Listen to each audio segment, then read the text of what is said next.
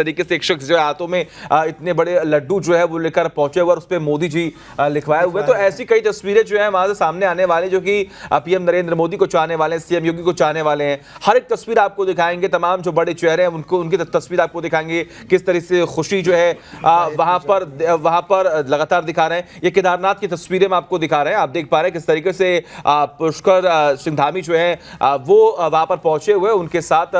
तमाम पुख्ता इंतजाम सुरक्षा के लिहाज से। और उसके बाद जो जश्न है वो अलग अलग राज्यों में लगातार मनाई जा रही है, बताई जा रही है कि बीजेपी ने जो मेहनत किया है उसका असर भी यहां पर देखने को मिला है। लेकिन अदिति, इसमें संघ का एक बहुत बड़ा योगदान भी माना जा रहा है। हालांकि संघ से बीच में खटपट जो है वो हो गई थी लोकसभा चुनावों में। उत्तर प्रदेश में हमने कई बार देखा कि संघ की तरफ से भी स्टेटमेंट सामने आया, कई बार विरोध और खुल के आप कह लीजिए कि जो बातें हैं वो सामने आने लगी थी। लेकिन इस बार देवेंद्र फडणवीस ने भी जिक्र किया है कि संघ का हमें पूरा सहयोग मिला और हमने ये जो जीत है वो सुनिश्चित पहले ही कर ली थी। देखिए, आप बीजेपी के हर एक नेता के चेहरे पे आप इस वक्त खुशी देख रहे हैं, किस तरीके से उनके कार्यकर्ता और नेता खुश हैं इस वक्त। महाराष्ट्र में इतना अच्छा प्रदर्शन करने के बाद देवेंद्र फडणवीस की बात करें तो ग्राउंड लेवल पे उन्होंने बहुत काम किया है, और अगर देवेंद्र फडणवीस काम नहीं करते तो शायद बीजेपी जो है इस मुकाम पर नहीं पहुंच पाती महाराष्ट्र में। आप क्या मानते हैं, हालांकि जितने भी कई ऐसे वरिष्ठ पत्रकार हैं, कई ऐसे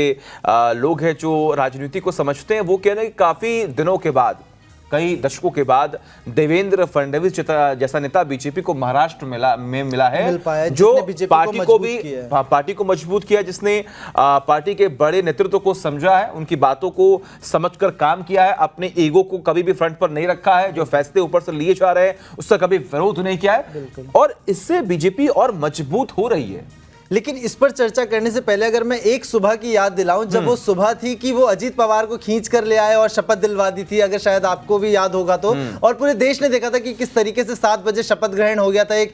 छोटे से हॉल में। लेकिन जिस तरीके से माना जाए कि फडणवीस की एक मुख्यमंत्री बनने की जो चाहत है वो सिर्फ अभी नहीं है, वो 2019 से लगातार चल रही है, और उससे पहले भी वो